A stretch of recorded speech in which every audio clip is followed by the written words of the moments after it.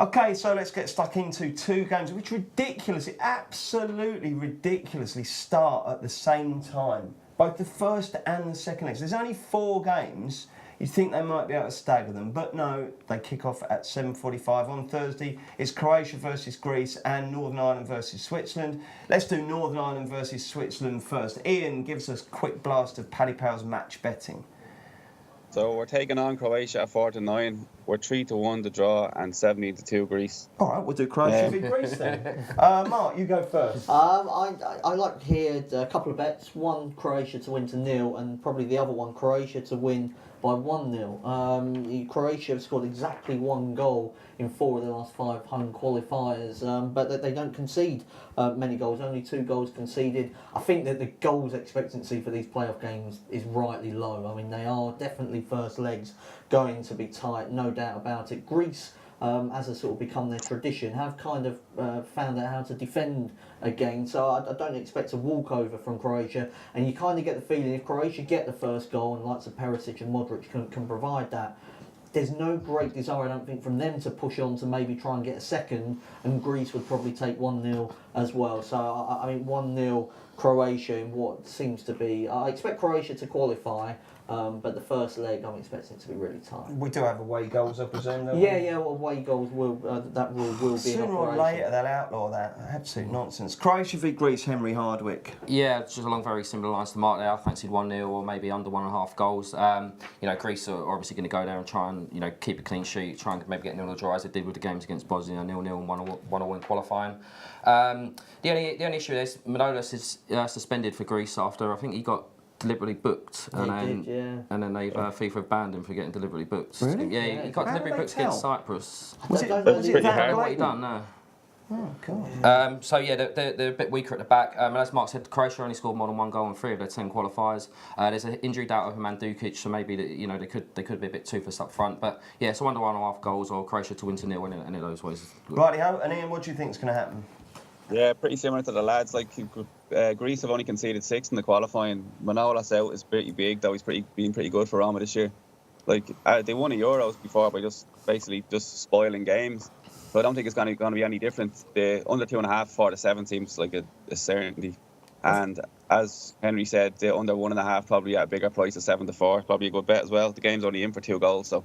Yeah, indeed. Have they still got their old what's his face from Olympiacos in goal, Greece, Mark? No, they got goalkeeper's the one that made the rig for Watford. Oh, right, he's their he's their goalkeeper. Yeah. The Rick or the Ricks? Oh, I definitely one of them was his fault. I struggled to. I mean, it wasn't the most high profile of Sunday fixtures, was it? No. Okay, fine. Also 7:45 on Thursday, Northern Ireland versus Switzerland. And what's the latest betting here, Ian? So we're 6-5 Switzerland, 2-1 the draw, and 100-30 Northern Ireland.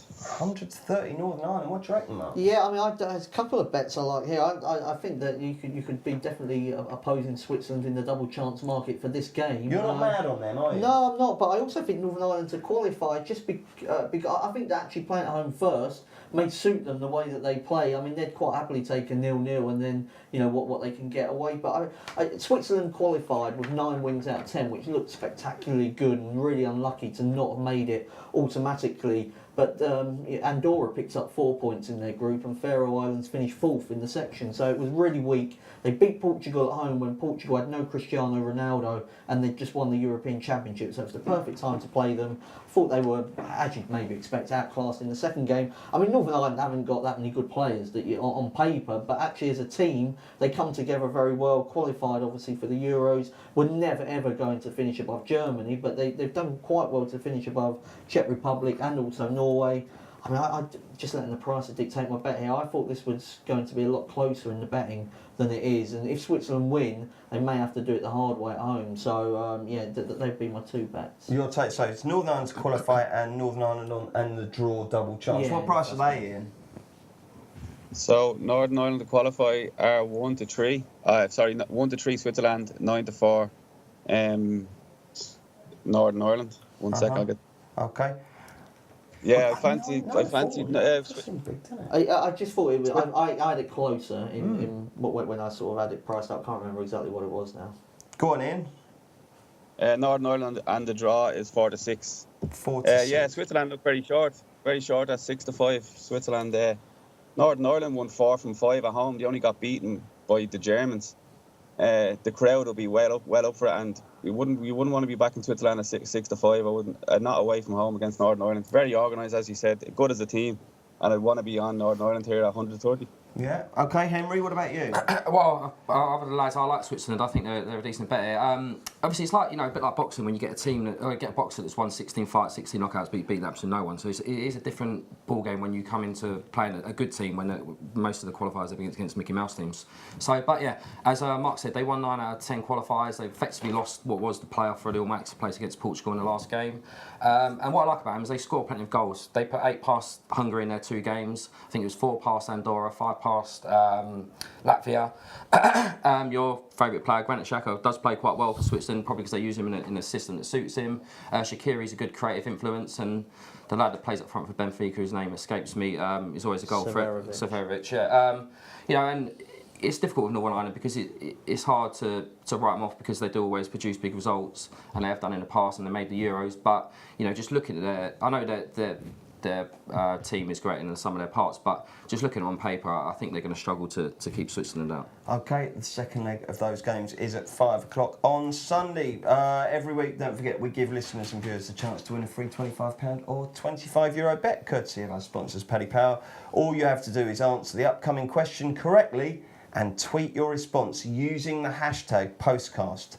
The winner will have their free bet credited to their Paddy Power account, which is what happened to Michael Connolly from Hertfordshire, who won last week. Well done, Michael. Good luck with your free bet. If you want the chance to win, answer this question. Who has replaced Slaven Bilic as West Ham manager?